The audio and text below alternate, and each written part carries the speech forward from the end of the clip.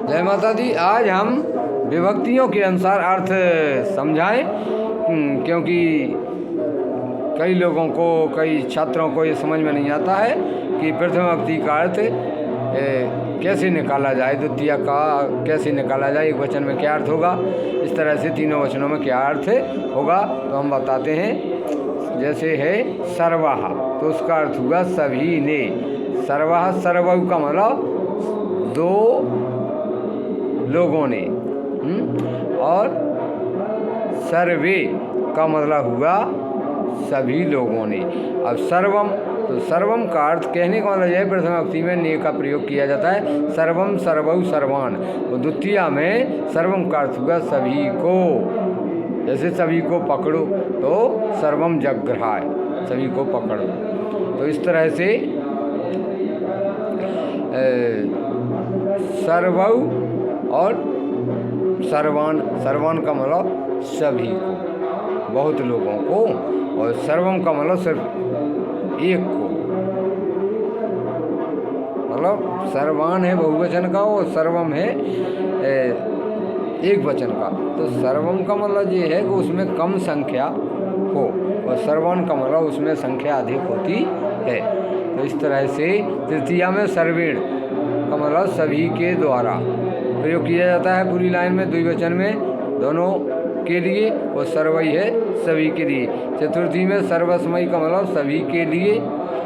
इसमें तृतीया में आता है सर्वेण का मतलब सभी के द्वारा, सर्वाभ्याम दो के द्वारा, और सर्वई है जो दो हैं, तो उन दोनों को कहेंगे वो दोनों हैं, उन दोनों सभी को, अर्थात सभी का मतलब उन दोनों को के द्वारा। तो इस तरह से, और सर्वस्मयी का मतलब सभी के लिए जितने मौजूद है। और सर्वाभ्याम उन द्विवचन का सर्वाभ्याम दो ग्रुपों से संबंधित रखता है। सर्वेभ्यो का मतलब बहुत से ग्रुपों से संबंधित, सभी के लिए, तो के लिए में अर्थ आएगा। सर्वस्मात् का मतलब से कमा अलग से, तो पंचमी विभक्ति अलग के योग में लगाई जाती है। सर्वाभ्याम उन दो ग्रुपों के सभी के लिए, और सर्वेभ्यो उन सभी ग्रुपों के, तो सभी से अलग करने की बात हो, ऐसा वाक्य हो, या जो है